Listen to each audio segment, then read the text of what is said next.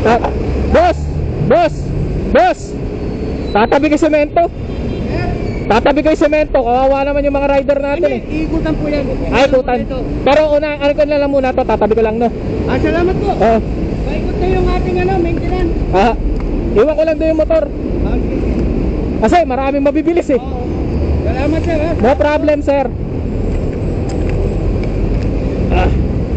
Ano yan? Bumaliktad sir? Oo, nag-sir back.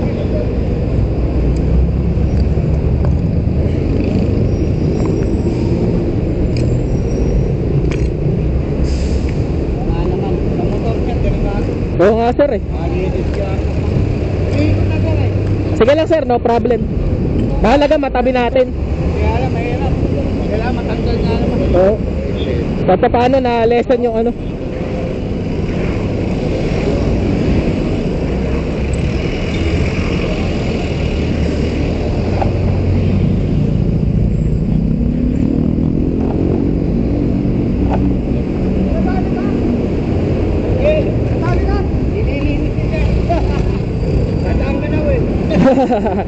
Dadaan si boss.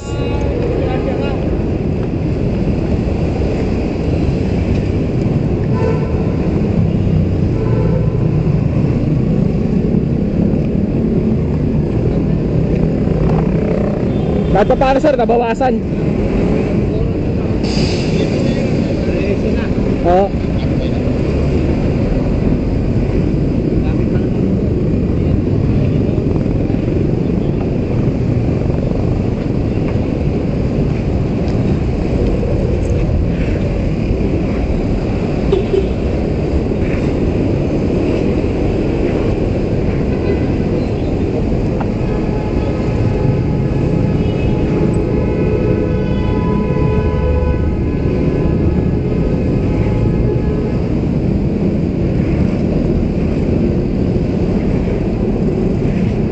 Ada sir to?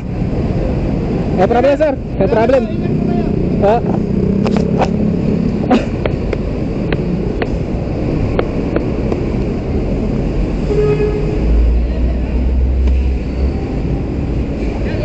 Apa?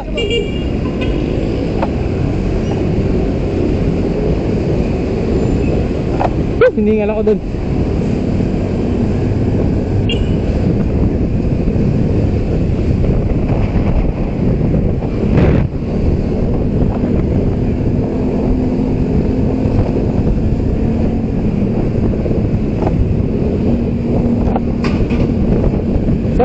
Iba nating mga kasamahan, lalo na yung mga motor matutulin. Gulat ako, nagkakalat si semento eh. So may na-accidenteng truck doon, so sumalpok siya dito sa part ng barrier. May semento, so kumalat. Siyempre may kusang loob tayo. Hinapo ako dun. Pero okay lang, kahit pa paano na nawasan yung mga malalaking tipak ng semento. Although delikado yung ginawa natin, pero okay lang kasi ano eh, yung mga ibang sasakyan naman marunong makisama. Nagme-menor sila, so hindi tayo binubusinahan. Napakalakas kasi naintindihan nila na para naman sa ating lahat yun. Hingal ako dun.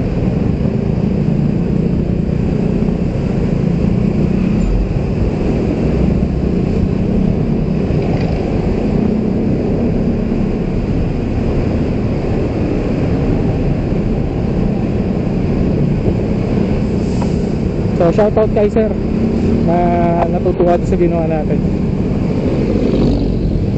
Kasi mukhang matatagalan pa yung mag-asikaso ng mga semento doon para matanggalin yung semento na nasira, which is ikutan pa daw. Traffic doon sa part ng sa part doon sa kabila, sa dulo, sa pag-exit ng sukat.